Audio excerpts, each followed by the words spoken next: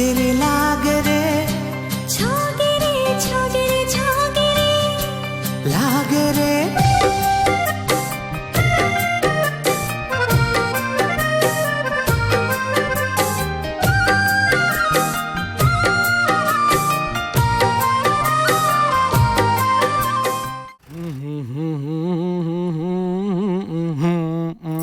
दे मैं बनात हूँ दे ते रहन दे देना रहन देना मोला बनान दे।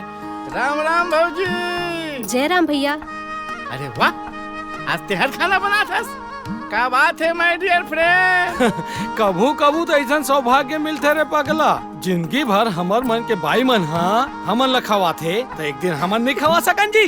ना भौजी, आज कोई स्पेशल दिन है वो जे आज की दिन ये खाना बना थे। वही ला पूछना बताही। बता ना माय डियर। आज तोर बहूजी के बर्थडे है।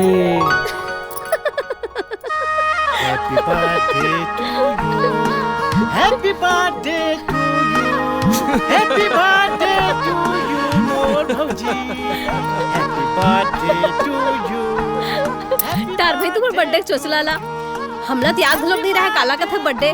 ए दे बता त जाना थन। Happy birthday to you.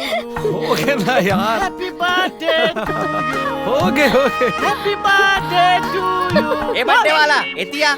ए दशरथ, ये बुलडोजर के आवाज है इसका यार। काम के न काज के दुश्मन अनाज के बेर रहोगे साग सब्जी नीला इतिया हाँ, लाज भड़ाला एले धर काय नांद हूँ।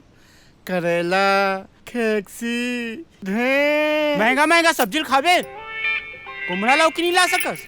खबर नहीं तो साग भाजी लाए जावा था, लेकिन एपी मसाला के धनिया और मिर्ची घलोक लाबे। सुनना जी 20 रुपए नेट पैक डला दे पे का। एक नेट पे को व्हाट्सएप के चक्कर में परेशान थो। कभू मोर बारे में सोचे हस्ते। खबरदार जो मोर मोबाइल के बारे में बोले तो चीटी कुन तो बात करती हूँ जी। हेलो हाँ जीजा जी, हाँ सब ठीक ठाक हैं। अरे तभी मार्केट जाओ थे चुपे चाप। हाँ वे लो बात कर लो। अरे राम राम गा साड़ू जी। जय राम साधु जी।